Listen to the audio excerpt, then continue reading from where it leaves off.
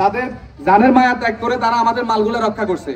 আগুন লাগে নাই ঠিক আছে, কিন্তু প্রত্যেকটা এই রোডের যে পাশে আগুন লাগছে প্রত্যেকটা দোকানের মালমাত্রা তারা বের করে ফেলছে।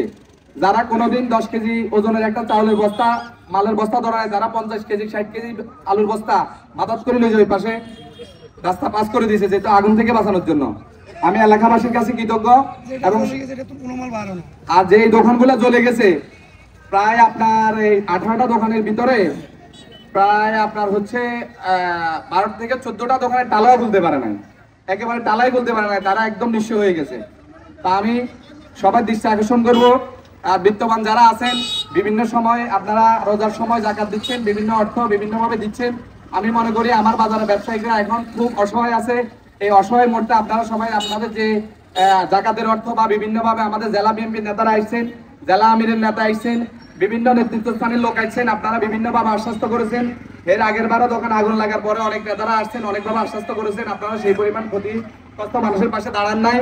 আমি আমার জেলা বিএনপির নেতা মাহবুব আলম আলো ভাই এবং হারুন রশিদ আজাদ ভাই, তারপরে জাকারিয়া সাহেব, আমাদের হিরণ ভাই, ওনারা সবাই আসছেন, এই ক্ষতিগ্রস্তদেরকে সরজমিনে দেখছেন। আমি আপনাদের কাছে আমার দলের পক্ষ থেকে, এটা দল বল নির্বিশেষে সবাই দেখার দরকার, যেহেতু তারপরেও আপনারা এখন আপনাদের একটা অবস্থান আছে, আপনারা ওই দৃষ্টিতে ভালোভাবে ভালো দৃষ্টিতে দেখে এতগুলো ব্যবসায়ীকে ক্ষতিগ্রস্ত করেছে এবং যারা হরণের মতো করে ভবিষ্যতে এ ধরনের কাজ করবেন আপনারা আজকে থেকে সাবধান হয়ে যান। যদি মোহাম্মদনগর বাজারে আপনারা ব্যবসা করা লাগে বাকি 10 মাসেই একবার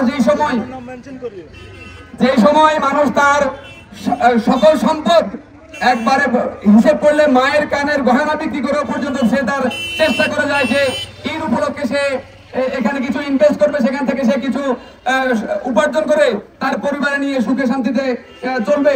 কিন্তু সেখান থেকে আমরা দেখলাম যে প্রতি বছর একবার এই হরণের চা দোকান থেকে প্রতি বছর আগুনের সূত্রপাত ঘটে এবং গত বছরও আমাদের এই বাজারে প্রায় 8 থেকে 10টি দোকান পড়ে ছাই হয়ে গিয়ে আমাদের বাজারের ব্যবসায়ীরা অনেকেই ক্ষতিগ্রস্ত হয়েছে, অনেক পরিবার নিঃস্ব হয়ে গেছে।